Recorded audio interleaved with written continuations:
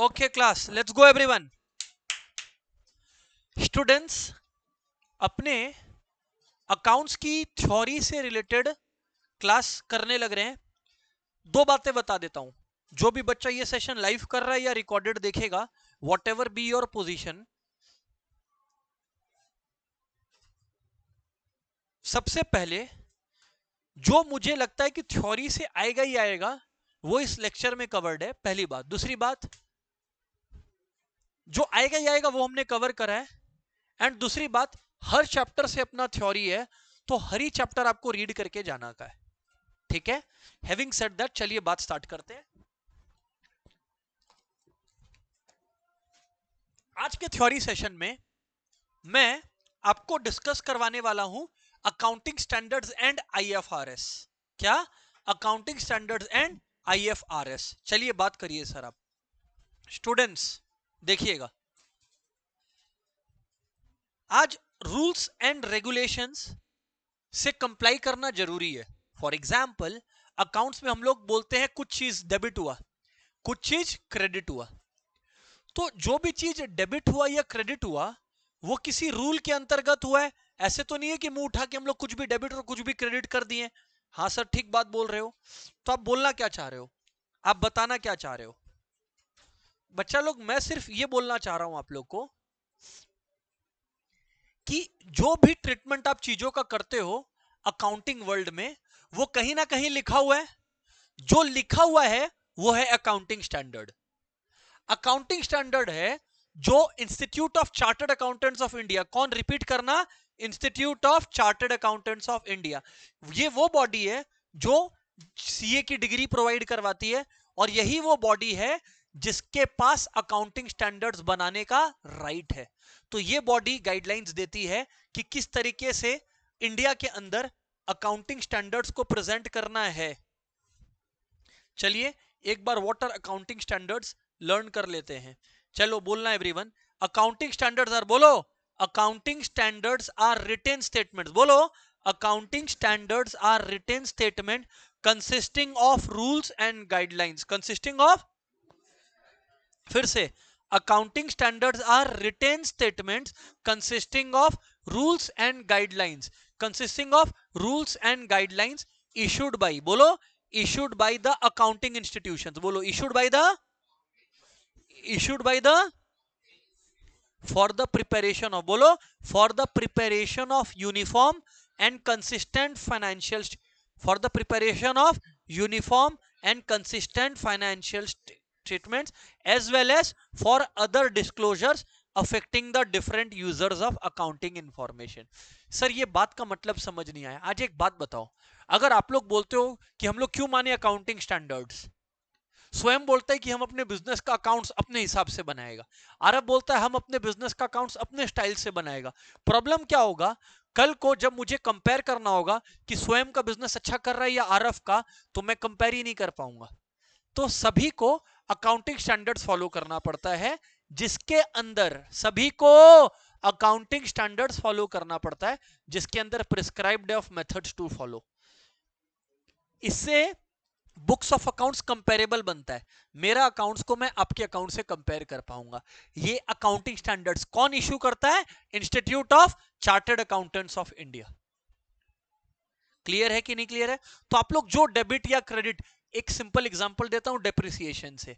याद है मैंने डेप्रिसिएशन में आपको बोला था कि कोई भी एसेट परचेज किए आप, तो जब तक वो रेडी फॉर यूज ना हो तब तक कोई भी खर्चा अलग से दिखाया जाएगा कि एसेट का कॉस्ट का पार्ट बनेगा, असेट का. ये बात अकाउंटिंग स्टैंडर्ड 10 बोलता है. हर प्रॉब्लम से डील करने के लिए एक अकाउंटिंग स्टैंडर्ड है. कैश फ्लो स्टेटमेंट आप लोग क्लास 12 में बनाना सीखोगे. 10 नंबर का, 6 नंबर का, 8 नंबर का क्वेश्चन आता है, वो अकाउंटिंग स्टैंडर्ड 3 के अंदर दिया हुआ है. इन्वेंट्री, याद करो, एक बात बताओ, फाइनल अकाउंट तुम लोग पढ़ता है, एग्जाम में क्वेश्चन आया कि इन्वेंट्री 35,000 है और एनआरवी नेट रियलाइजेबल वैल्यू 30,000 है, तो तुम इन्वेंट्री को किस किस वैल्यू पे दिखाएगा? लोअर पे. किस पे? ये अकाउंटिंग स्टैंडर्ड 2 बोलता है. बस तुमको अभी पता नहीं है अकाउंटिंग स्टैंडर्ड का नाम, क्योंकि तुम्हारे लेवल पर दरकार नहीं है. हर प्रॉब्लम से डील करने के लिए एक अकाउंटिंग स्टैंडर्ड है। क्लास एक बार बोलेंगे एवरीवन, बोलना अकाउंटिंग स्टैंडर्ड्स आर, बोलो accounting standards are written statement, बोलो accounting statement, written statement consisting of rules and guidelines issued by the accounting institutions for the preparation of, bolo for the uniform and consistent financial statement as well as for other disclosures affecting the different users of accounting information। पूछने वाला हूं हिमांशी से, बोलिए हिमांशी।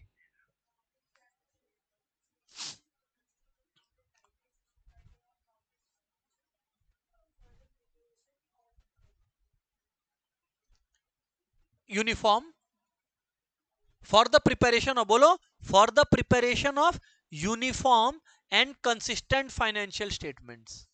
मतलब साल दर साल मेरा progress कैसा है वो मैं अपने फाइनेंशियल स्टेटमेंट्स के थ्रू कंपेयर कर सकता हूं। एज वेल एज, बोलो आरफ बोलना, as well as for other disclosures, बोलना as well as for other disclosures affecting the different users of accounting information. Class बोलना सब कोई, accounting standards are written statement consisting of rules and guidelines issued by, एक काम करो ना, issued by the accounting institutions की जगह याद रखना issued by the institute of, issued by the institute of chartered accountants of India, issued by the institute of chartered accountants of India, very important theory, issued by the institute of chartered accountants of India। बात समझ में आ रहा है ना? इस वजह से मैं अपने बिजनेस का प्रेजेंटेशन, अपने बिजनेस का अकाउंट्स दूसरे से कंपेयर कर पाऊंगा। लिख लेंगे सबको एक बार, फिर पूछने वाला हूं, लिखते ही पूछूंगा तो फटाफट लिखिए एवरीवन।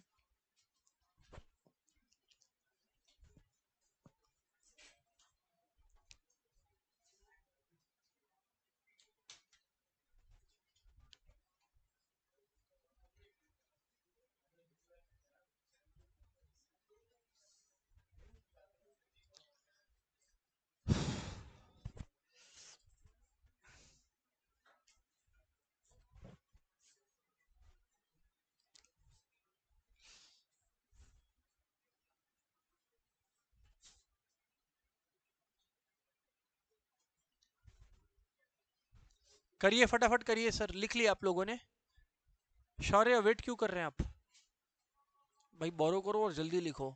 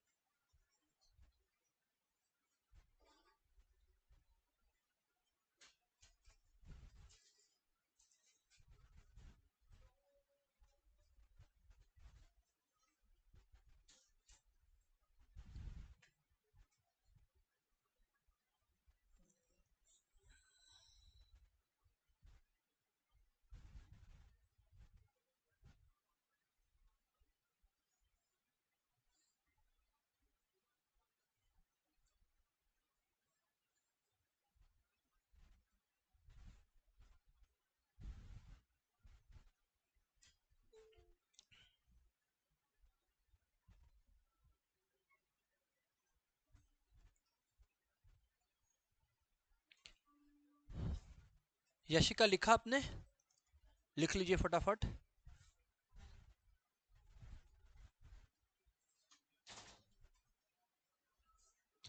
पता चला मेरे को?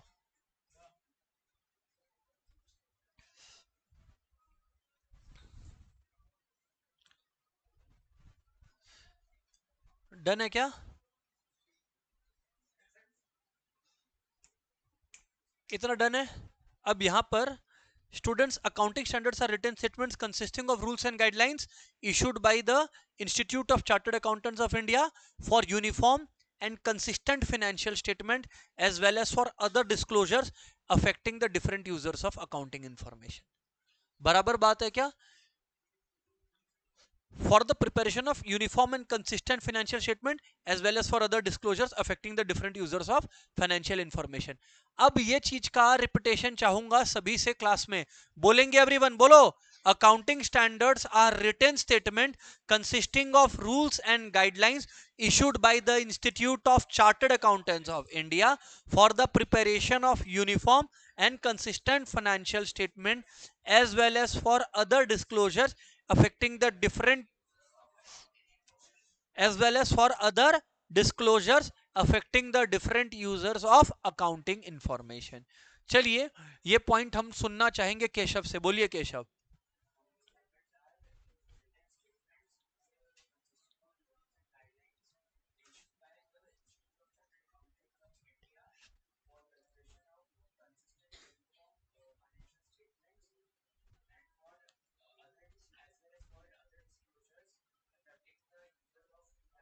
अकाउंटिंग इंफॉर्मेशन खत्म है. किसका किसका लिखना हो गया एक बार हाथ उठाएंगे. चलिए हटाइए. स्टूडेंट्स हेडिंग डालिएगा advantages of accounting standards. Himanshi, Alisha, आज अगर आप लोगों ने लेक्चर सुना है, लेक्चर में ही बात हो गया. अलीशा आप बता दीजिए कोई भी दो फायदा अकाउंटिंग स्टैंडर्ड्स फॉलो करने का या यूज करने का.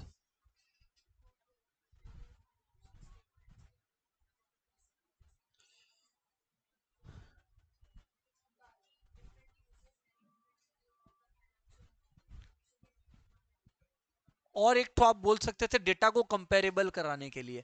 आप अगर अपना डेटा भी अकाउंटिंग स्टैंडर्ड से बनाए हो तो आपका अकाउंट्स जो बनेगा और आरएफ का जो अकाउंट्स बनेगा, दोनों का बिजनेस कंपेयर कर पाऊंगा कि नहीं कर पाऊंगा.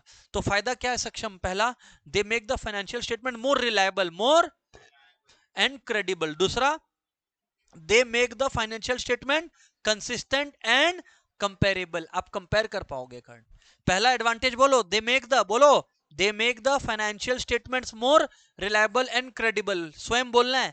दे make the financial statements more reliable. एक और बार, they make the financial statements मोर.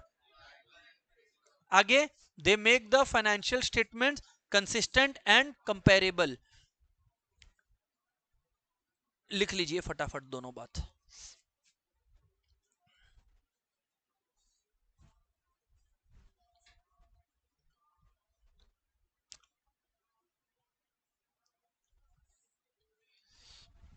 एक है they make the financial statements more reliable and credible. दूसरा they make the financial statement consistent and comparable.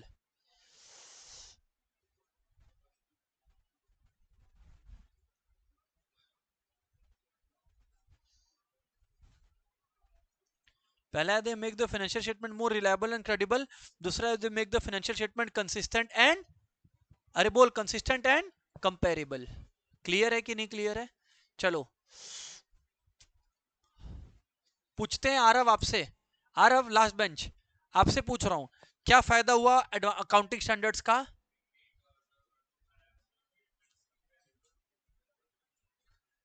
एक है कंपेरेबल और एक है और रिलायबल. रिलायबल क्यों आरव? क्योंकि अकाउंट सीए इंस्टीट्यूट सबसे बड़ी बॉडी है, उसके बताए हुए रास्ते पर आपने अपना अकाउंट्स बनाया है, तो अकाउंटिंग इंफॉर्मेशन क्रेडिबल है, भरोसेमंद है. बैंक ट्रस्ट करेगा अगर आपको लोन चाहिएगा तो. बोलो, they make the financial statements more. ये सारी अकाउंटिंग थ्योरीज आएंगे तो फिर मत बोलिएगा कि सर याद नहीं है. चलिए हटाइए. अब स्टूडेंट्स ध्यान से सुनिएगा, ध्यान से सुनिएगा.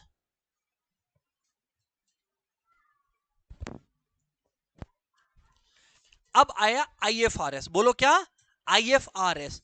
अब स्टूडेंट्स तुम लोग पूछेगा ये आईएफआरएस क्या है? फुल इसके ऊपर भी डेफिनेशन आता है. पहले फुल फॉर्म बोलो, international financial reporting standards. Repeat, international,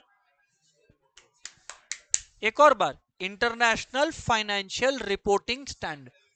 नाम में पहला अक्षर क्या है? मतलब ये कहां फॉलो हो रहा है? Across the world. अब यहां पर झगड़ा हो गया.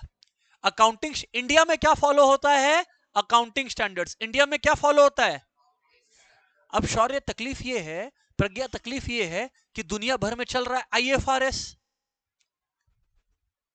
अब दुनिया की बड़ी बड़ी कंपनियां इंडिया का स्टेटमेंट पढ़ नहीं पा रही है, और अगर पढ़ भी पा रही है तो कंपेयर नहीं कर पा रही है. क्योंकि एग्जांपल दूं, एक एग्जांपल देता हूं. शौर्य इधर सुन, सुनना सुनना सुनना. मान लो स्टॉक है. अकाउंटिंग स्टैंडर्ड्स क्या बोलता है पता है? अगर मेरे पास 1 करोड़ का स्टॉक है, उसका प्रेजेंट वैल्यू 80 लाख ही है, मतलब मैं 80 लाख ही रियलाइज कर पा रहा हूं, तो 80 लाख पे दिखाऊंगा। पर आईएफआरएस क्या बोलता है, आज का वैल्यू अगर 1 करोड़ है तो 1 करोड़ पे दिखा, लोअर वैल्यू नहीं देखना होगा। तो अब एक बात बताओ, एक अकाउंट्स आईएफआरएस के अनुसार बना है, एक अकाउंट अकाउंटिंग स्टैंडर्ड के हिसाब से बना है, तो वो कंपेरेबल हुआ क्या? कंपेरेबल नहीं हुआ। इस वजह से, अब सुनना, आईएफआरएस याद कराऊंगा, बट इस वजह से हमारे कंट्री ने बड़ी बड़ी कंपनियों के लिए, किसके लिए? बड़ी बड़ी कंपनियों के लिए नया अकाउंटिंग स्टैंडर्ड्स निकाला। अकाउंटिंग स्टैंडर्ड ऐसा निकाला, मॉडर्न अकाउंटिंग स्टैंडर्ड निकाला, ऐसा अकाउंटिंग स्टैंडर्ड निकाला जो अमेरिका से पढ़ के आया है, वो अकाउंटिंग स्टैंडर्ड निकाला और उसका नाम रखा गया इंड एस। उसका नाम रखा गया इंड एस। हाल फिलहाल में जिसने मेरा मॉक पेपर लिखा है, उसमें 100% है कि आपको मिला होगा एक थ्योरी क्वेश्चन, डिफाइन या डिस्क्राइब इंड एस टाइप्स। तो ऐसा है कि अकाउंटिंग स्टैंडर्ड पकड़ा, अकाउंटिंग स्टैंडर्ड इंडिया में पढ़ा लिखा, फिर थोड़ा दिन बाद अकाउंटिंग स्टैंडर्ड जब बड़ा हो गया, हम लोग उसको विदेश पढ़ने भेज दिए। जब वो विदेश से पढ़ के आया तो वो बन गया इंड एस। देखो इसी बात पे गाना बज गया। अब यहां पर क्लास समझना, अब यहां पर क्लास सुनिएगा एवरीवन। एक चीज और, सर अब आप कंफ्यूज कर दिया, तो इंडिया में जब हम लोग बुक्स ऑफ अकाउंट्स बनाते हैं तो एज पर एएस बनाएंगे कि इंड एस बनाएंगे? सुन, इंडिया में अब दोनों चल रहा है, इंडिया में अब दोनों चल रहा है।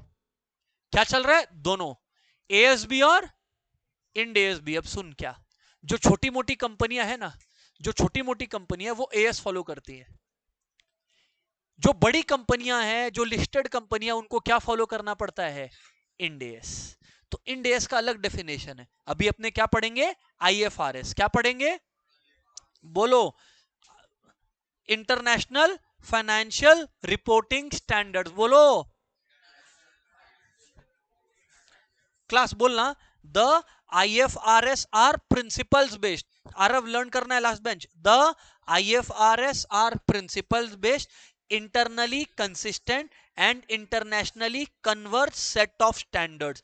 Internationally converge set of standard. शुरू से, the IFRS are principles based, internally consistent and internationally converged set of standards, interpretations and frameworks adopted by the International Accounting Standards Board। जैसे जैसे सुनो, स्वयं सुनना, जैसे accounting standards ICI, institute of chartered accountants of India बनाई है, IFRS बनाया गया है by whom? International accounting standards board. International accounting standard board ने ये सेट किया है। तो let's go ahead and see class की याद होता है कि नहीं, बोलना everyone. The IFRS are principle based, internally consistent and internationally converse set of standards, interpretations and framework adopted by the international accounting। एक और बार class, the IFRS and internationally converse set of standards, interpretations and framework adopted by who? एक और बार and then पूछने वाला हूं, तो एकदम शांति से सुनिएगा everyone, be ready. The IFRS are principle based, internally consistent and internationally converge set of standards, interpretations, framework adopted by the International Accounting Standards Board। International accounting standard board. चलिए पूछेंगे हम कुणाल से। कुणाल सुनाइए।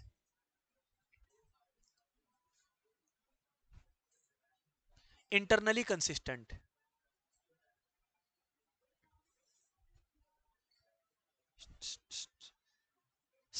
फिर से रीड करिए पूरा, इसीलिए बोल रहे थे जब लर्न हो रहा है तो लर्न करिए, आप लिख रहे थे तब रीड करिए जोर से।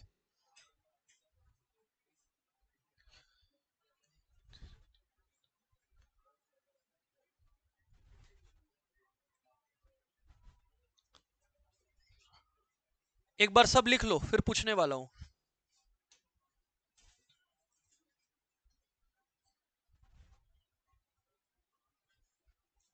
आईएफआरएस का एक खास बात बताऊंगा, आईएफआरएस का एक खास बात बताऊंगा जो आपको इसमें नहीं देखने को मिलेगा, बताऊंगा अभी, पहले ये लिखो तो सही।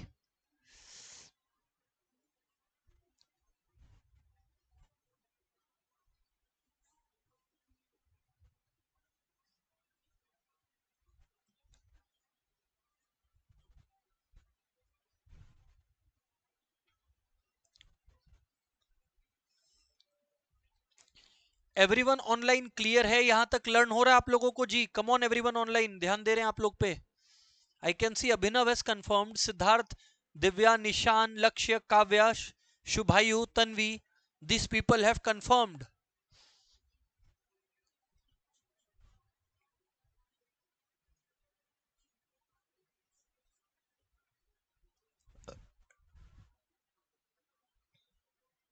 शौर्य लर्न हो गया जी? सुनाइए जी।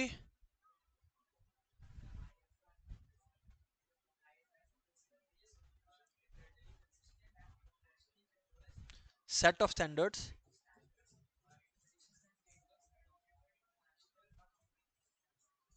Board, international accounting standards board, IASB नाम है इसका, IASB, international accounting standards board.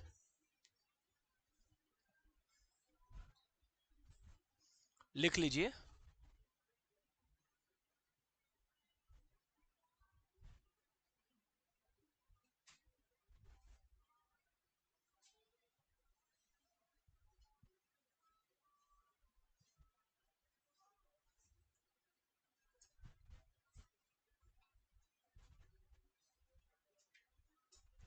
Mukul learn हो गया?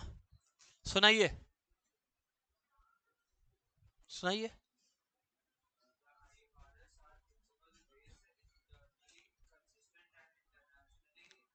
कन्वर्ज,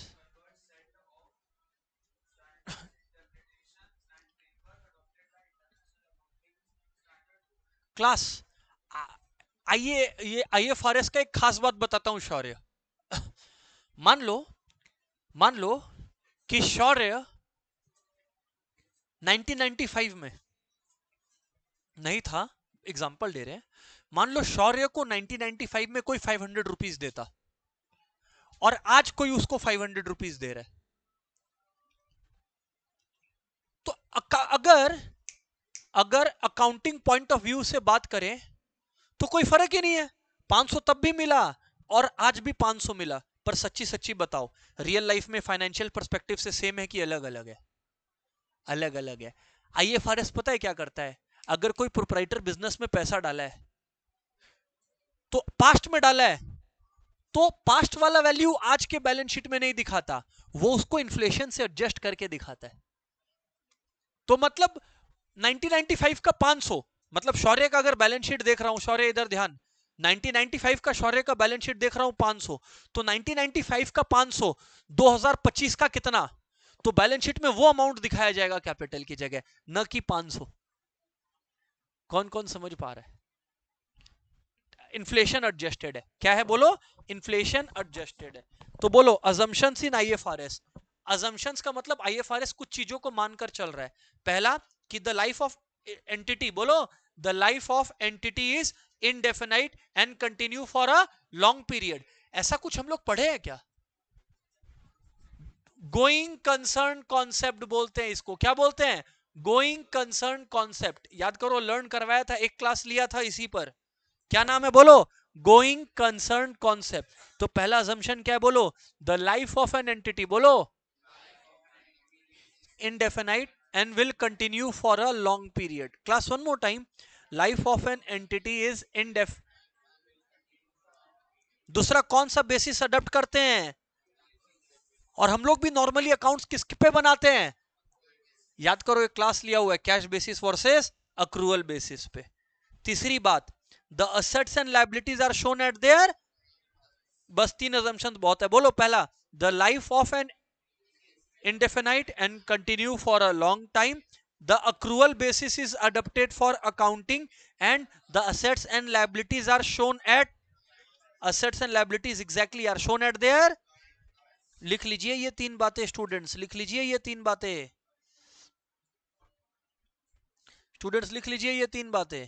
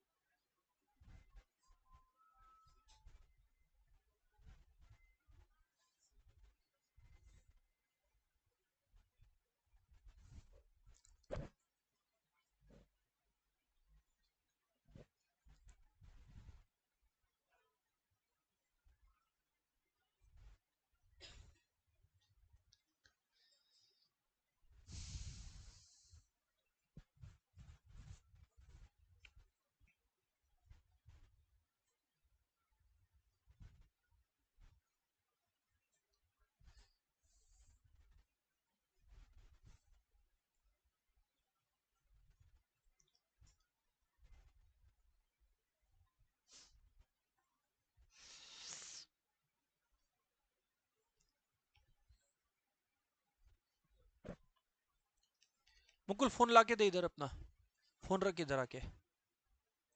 क्या कहाँ बिजी है भाई इतना आज? तुम क्लास में रिकॉर्डिंग हो रहा है, क्लास का रिकॉर्डिंग तुम्हारी वजह से खराब हो रहा है। एक बार टोकेगा, दो बार टोकेगा, तीन बार नहीं टोकेगा। द लाइफ ऑफ एन, बोलो एक बार क्या है, बोलो। The life of the entity is indefinite and will continue for a long period. दूसरा, the accrual basis is adopted for accounting. तीसरा, the assets and liabilities are shown at their current price. मेरे को बताएंगे प्रज्ञा आप, क्या दो assumptions है IFRS का?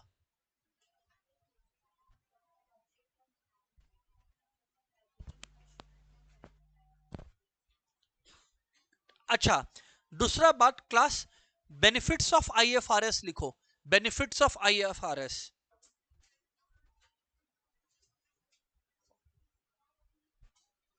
बेनिफिट्स ऑफ आईएफआरएस हेडिंग डाल लो और फिर मैं बताऊंगा आपको। स्टूडेंट बहुत प्यार से समझना है, बहुत आसान बात भाषा में बोलूंगा। एक बार में आंसर दोगे तो मजा आएगा। मैं इनकम्प्लीट स्टेटमेंट बोल रहा हूं, कंप्लीट करना है ना। पीपल लाइक शौर्य, इधर ध्यान दीजिए। मुझे एक बात बताइए, इंडिया में, इंडिया में डैश फॉलो होता है। इंडिया में डैश फॉलो होता है, अकाउंटिंग स्टैंडर्ड्स की आईएफआरएस। इंडिया में नॉर्मली क्या फॉलो होता है? क्योंकि इंडिया में अकाउंटिंग स्टैंडर्ड्स फॉलो होता है, इस वजह से हम लोग डैश कंपनी का अकाउंट्स कंपेयर कर सकते हैं। इंडियन कंपनीज का अकाउंट्स, इंडियन कंपनीज का अकाउंट्स कंपेयर कर सकते हैं। पर थोड़ा सा सोचिए, अगर अपने आईएफआरएस को फॉलो करें तो अपने इंडियन कंपनीज का अकाउंट्स वर्ल्ड वाइड कंपनी से कंपेयर कर सकेंगे। तो अगर आपको इंटरनेशनल स्टैंडर्ड पर खेलना है तो आपको क्या अडॉप्ट करना पड़ेगा? आईएफआरएस। क्या अडॉप्ट करना पड़ेगा? तो अगर वर्ल्ड का अकाउंट से आपको कंपेयर करना है तो आपको कौन सा स्टैंडर्ड फॉलो करना है? एएस की आईएफआरएस? आईएफआरएस। आ रहा हूं जवाब पे, 2 मिनट बाद आ रहा हूं। पहले ये कॉन्सेप्ट समझे ना, इंडिया में क्या फॉलो हो रहा है? एएस। पर वर्ल्ड वाइड क्या फॉलो हो रहा है? तो आईएफआरएस का एडवांटेज क्या है? अगर आप आईएफआरएस बना लिए तो आप वर्ल्ड से कंपेयर कर पाओगे। दूसरा एडवांटेज सोचो इधर, किसी से भी आपको वर्ल्ड में लोन उठाना है, पैसा उठाना है, वो आपका अकाउंट्स किसके टर्म्स में मांगेगा? क्या वो आपके हिसाब से एएस पढ़ के आएगा घर आपके, कि आपको उसके हिसाब से आईएफआरएस करना होगा? आपको उसके हिसाब से आईएफआरएस करना होगा। एक चार्टर्ड अकाउंटेंट को एएस हो, चाहे इंडेस हो, चाहे आईएफआरएस हो, सब पढ़ना पड़ता है। चलिए, अब आरव यहां पर ध्यान देंगे। हाँ, benefits of IFRS, as they unify, बोलो, as they unify the world wide accounting practice, बोलो, एज दे यूनिफाई द, एक बार फिर से, as they unify the world wide accounting practice, the enterprises operating globally are benefited. The enterprises operating, the enterprises operating globally are, एक बार और बोलो, as they unify the world wide accounting practice, the enterprises operating globally are, बोलो ना, the enterprises operating globally are. आगे, the in, कोई विदेशी तुम्हारे यहां पैसा लगाना चाहता है तो the investors can easily study the financial report. तीसरी बात, it makes obtaining the funds from abroad, क्योंकि वो लोग तुम्हारा अकाउंट समझ पा रहे हैं। तीन ही बात बोला, इन्वेस्टर्स के लिए आसान, फंड्स उठाना आसान, और तीसरी बात, comparable accounts through the world. लिख लीजिए तीनों पॉइंट्स, क्लास लिख लीजिए तीनों पॉइंट्स।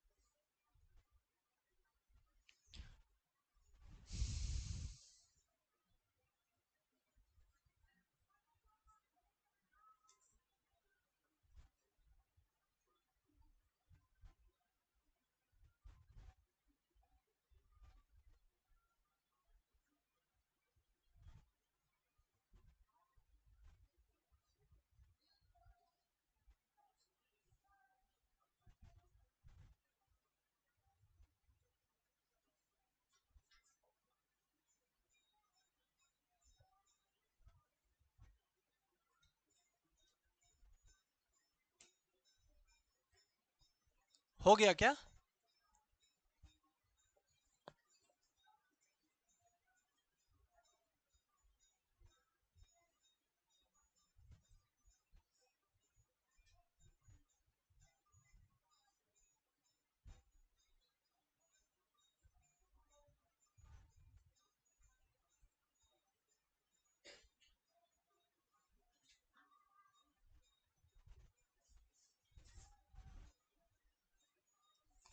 डन? डन है। चलिए युवराज, दो फायदा बताइए आईएफआरएस का।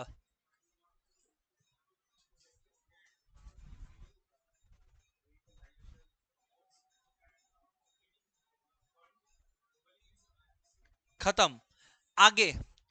अब स्टूडेंट्स, जो आईएफआरएस है ना, हेलो क्लास, आईएफआरएस को अडॉप्ट दो तरीके से करा जा सकता है, सुनिएगा। एक तो जैसा है एक्सेप्ट कर लो, या हर कंट्री का सिचुएशन अलग होता है। तो आईएफआरएस जो वर्ल्ड में बनाया गया है उसको अपने अनुसार मोड़ तोड़ के बना लो। इंडिया को भी जरूरत था वर्ल्ड लेवल पे खेलने का, लेकिन अब एक बात बताओ, आईएफआरएस को अडॉप्ट करने के लिए इधर ध्यान चाहिए, है ना, सबका ध्यान इधर चाहिए। आईएफआरएस को अडॉप्ट करने के लिए, सॉरी इधर होके बैठना, आईएफआरएस को अडॉप्ट करने के लिए परेशानी यह है कि आईएफआरएस को अगर आपको अडॉप्ट करना है, आपको एडुकेटेड लोग 3-4 जन टीम में लगाने होंगे। मुझे ऑनेस्टली बताइए, एक स्मॉल बिजनेस फर्म ये कर सकेगा? हाँ, आप एक स्मॉल बिजनेस फर्म को कल से बोलोगे कि सुन आईएफआरएस कर, वो भाई अपना छोटा बिजनेस चला रहा है, दुकान में जाता है, रोज दुकान खोलता है, माल बेचता है, बंद करके घर आ जाता है, उसको तुम एक दिन बोल दिया आईएफआरएस करो? इस वजह से स्टूडेंट्स, आईएफआरएस को इंडिया ने अडॉप्ट किया, उसको अपने अनुसार मोड़ा तोड़ा, तो जो बना उसको बोलते हैं इंडेस। क्या बोलते हैं? और इंडेस आज भी सारी कंपनियों को फॉलो, इंडियन कंपनीज को भी सारे को फॉलो। एक सर्टेन टर्नओवर, एक सर्टेन कैपिटल होने के बाद ही आपको इंडेस फॉलो करना है। पता है क्यों? क्योंकि इंडेस को कंप्लाई करने के लिए जो एक्सपर्ट टीम चाहिए होता है उसका अलग कॉस्ट होता है, और कुछ बड़ी कंपनियां ही वो अफोर्ड कर सकती हैं। इसीलिए छोटी कंपनी, आप एक छोटी कंपनी फॉर्म किए तो आपको इंडेस नहीं बनाना होगा, आपको एएस ही फॉलो करना होगा।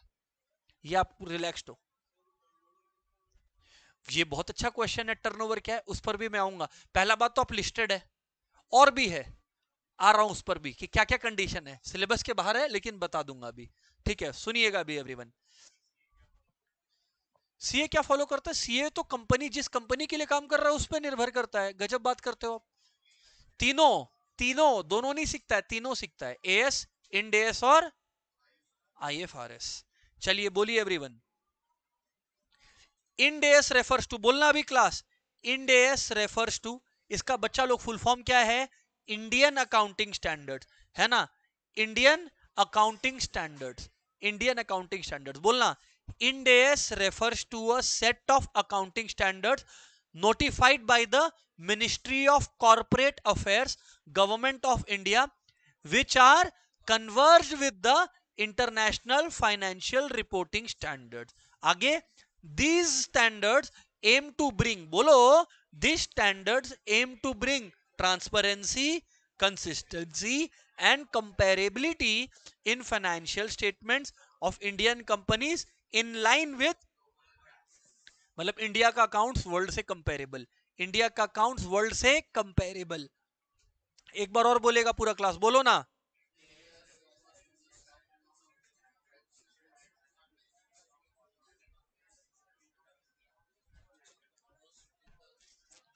Ind AS refers to a set of accounting standards, बोलो। Ind AS refers to a set of accounting standards notified by the Ministry of Corporate Affairs, Government of India, which are converge with the, which are converge with the International Financial Reporting Standards. These standards aim to bring transparency,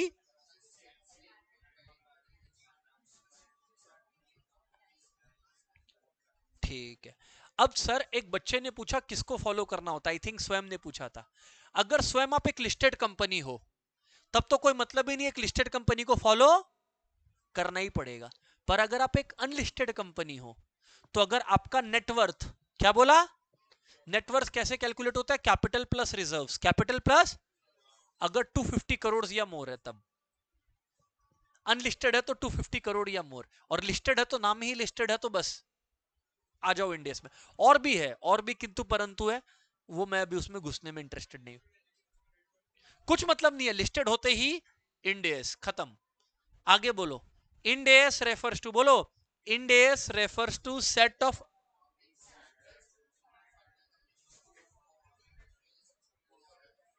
Ind AS refers to set of accounting standards notified by the Ministry of Corporate Affairs, Government of India, which are converged with the international financial reporting standards. These standards aim to bring तीन चीज, TCC, transparency, consistency and comparability in financial statements of Indian companies in line with the global practice. In line with the, बच्चा लोग, let's go one more time. Ind AS refers to a set of notified by the Ministry of Corporate Affairs, Government of India, which are converged with the international, which are converged with the international financial reporting standards. These standards aim to bring transparency, consistency and comparability in financial statement of Indian companies in line with, जी हाँ, in line with global practices. Class एक और बार बोलना पड़ेगा। Ind AS refers to a set of issued by ministry of corporate affairs. यहां पे ध्यान दो, यहां पे आईसीआई नहीं है, यहां पे आईसीआई, आईसीआई ने हेल्प किया है बट यहां आईसीआई नहीं है। Which are converge with the international financial reporting standards. This standards aim to bring transparency companies in line with global, in line with global practices. चलिए ये पॉइंट सुनेंगे कर्ण आपसे, कर्ण बोलिए।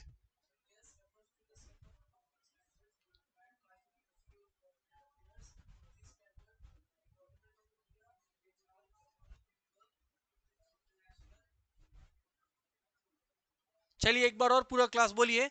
Ind AS refers to the set of टिंग standards notified by the Ministry of Corporate Affairs, Government of India, which are converged with the international. These standards aim to bring transparency, consistency and financial statement of Indian companies in line with global। Mayank सुनाएंगे आप।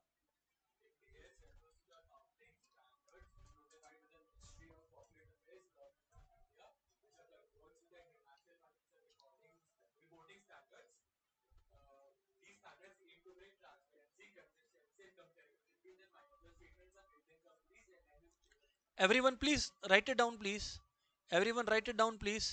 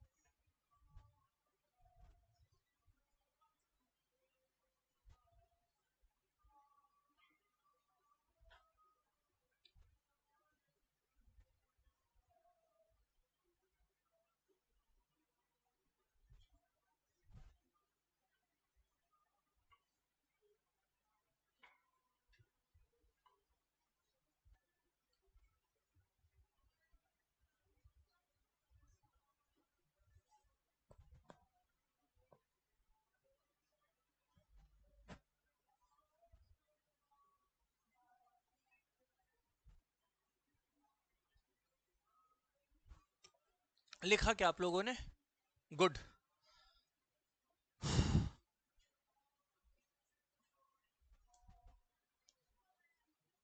इतना done है?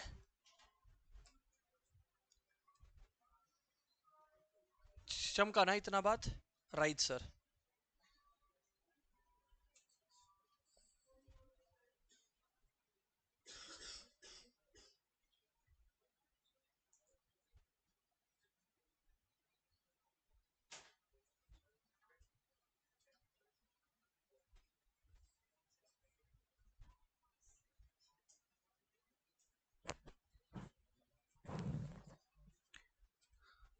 हाँ जी sir.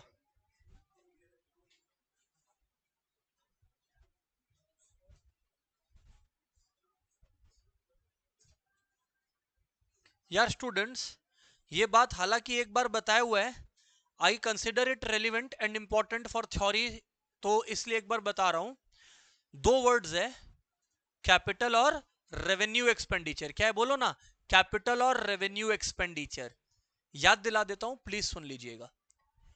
Capital expenditure लिखा हुआ इस पे, बस याद रखिए और जो बोल रहा हूं वो सुनते चलिए। कैपिटल एक्सपेंडिचर वो है जो नॉन रिकरिंग है, जो रेवेन्यू एक्सपेंडिचर वो है जो रेवेन्यू एक्सपेंडिचर वो है जो कैपिटल। अच्छा यहां पर लिखा है द अमाउंट इनकर्ड, बोलना the amount incurred for acquiring or improving some assets. फिर से बोलो, the amount incurred for acquiring or improving some assets which would give benefit for more than one. एक मशीन खरीदा तो मशीन से फायदा 1 साल से, and not kept for resale. अगर किसी ने मशीन खरीदा तो वो मशीन बेचने के लिए नहीं खरीदा, तब उसको बोलते हैं कैपिटल एक्सपेंडिचर। क्या बोलते हैं? बोलना एवरीवन, बोलना द अमाउंट इनकर्ड, बोलो the amount incurred for acquiring or improving some assets. फिर से, the amount incurred for acquiring or improving some assets which would give benefit for more than one accounting period and not kept for resale and not kept for in the ordinary course of business is termed as capital अरे is termed as, बोलना class, the amount incurred for improving some assets which would give benefit for more than and not kept for resale in the ordinary course of business is termed as, अरे is termed as, class is termed as, one more time class, the amount incurred for acquiring or improving which would give benefit for more than one accounting year and not kept for resale in the ordinary is termed as। मैं ये नहीं बोल रहा कि machine बेचेंगे नहीं, main goal machine बेचना नहीं है। चलिए ये वाला पॉइंट जो है मेरे को सुनाएंगे। याशिका आप बोलिए।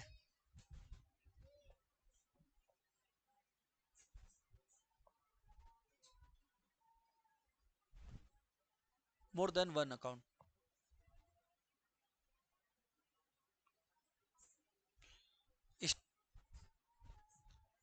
लिख लीजिए क्लास, लिख लीजिए एवरीवन, एग्जांपल लिख लीजिएगा। Expenditure acquired, expenditure to acquire a fixed asset. लिखने हालांकि लिखा हुआ है बट लिखने इसलिए बोल रहा हूं केवल कि यार एक रिकैप अच्छा होता है, उससे रिकैप वैल्यू अच्छा होता है उसका। घर पे तो आप लोग का सुबहान अल्लाह है हालत, इसीलिए हम बोले क्लास में कम से कम लिख ले स्टूडेंट। क्या शौर्य?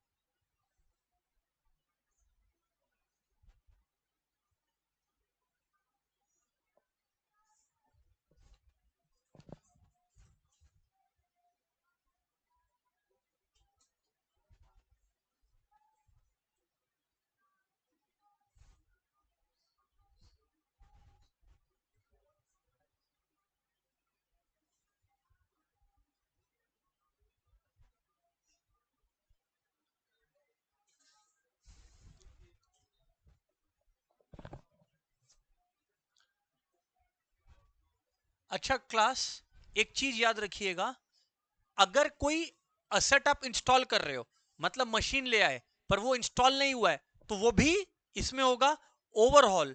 ओवरहॉल का मतलब है एक secondary asset, second hand asset जो यूजेबल नहीं है उसको यूजेबल बनाने का खर्चा, वो सब भी क्या है आपका, कैपिटल एक्सपेंडिचर है। क्या है? बहुत आराम से एग्जाम में क्वेश्चन आ सकता है, वो लोग 5 एक्सपेंडिचर दे देगा और बोलेगा क्लासिफाई इनटू कैपिटल और revenue, and why they are capital और व्हाई दे आर रेवेन्यू। याद रखना अगर इधर कुणाल, क्या तो नया असेट एग्जिस्टेंस में आए या एग्जिस्टिंग असेट का यूजफुल लाइफ बढ़े, एग्जिस्टिंग असेट का यूजफुल लाइफ, तो वो कैपिटल एक्सपेंडिचर है। अंडरस्टूड है?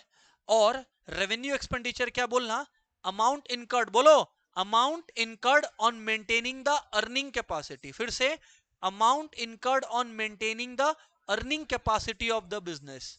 फॉर एग्जाम्पल, एक असेट का लाइफ 10 साल है, उसका रेगुलर सर्विसिंग जरूरी है, वरना वो 10 साल लाइफ भी नहीं बचेगा।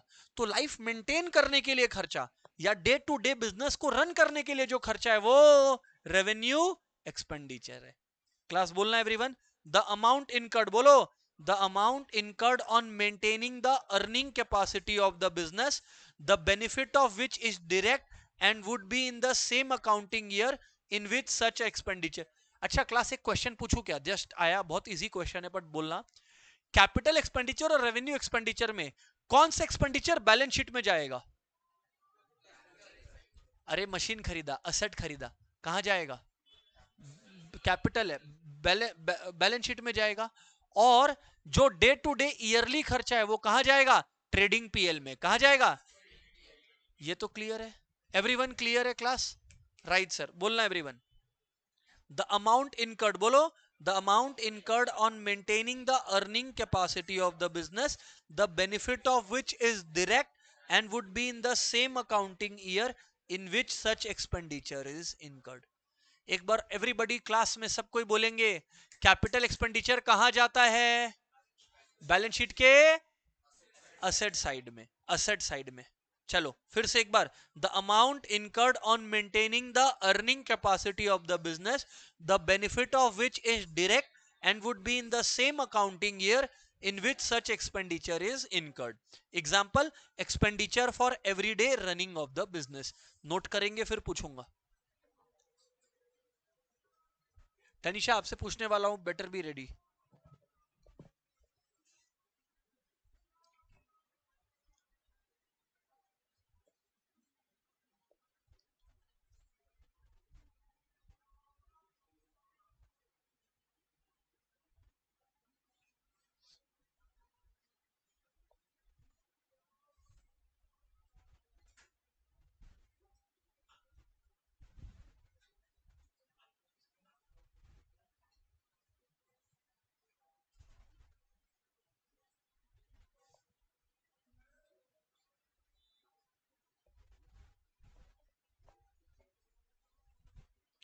The amount on incurred on maintaining the earning capacity of the business, the benefit of which is direct and would be in the same accounting year in which such expenditure is incurred. हर्षित आप सुनाएंगे?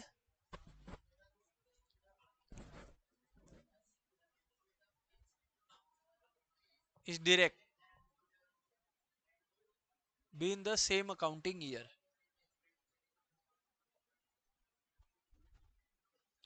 Example में कुछ भी, purchase of stock, raw material. अच्छा ये याद रखना, एक बात सुनना यथार्थ, अगर कोई फिक्स्ड असेट है, उसका कोई नट या बोल्ट खुल के गिर गया है, तो उसका जो वर्न आउट पार्ट है उसको आप रिप्लेस किए, तो वो भी रेवेन्यू एक्सपेंडिचर ही माना जाएगा, वर्न आउट पार्ट को रिप्लेस करने का।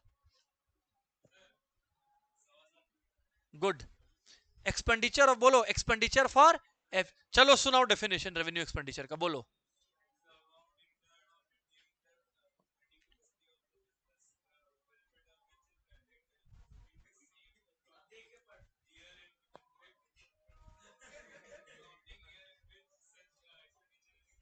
हाँ फिर से,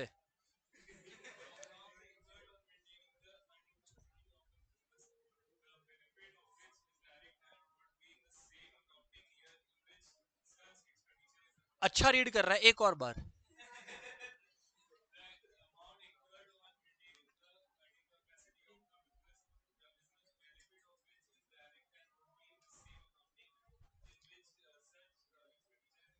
that's it, good bye everyone for the day. Shaurya आज ही होमवर्क चाहिए मुझे, कौन सा बोल तो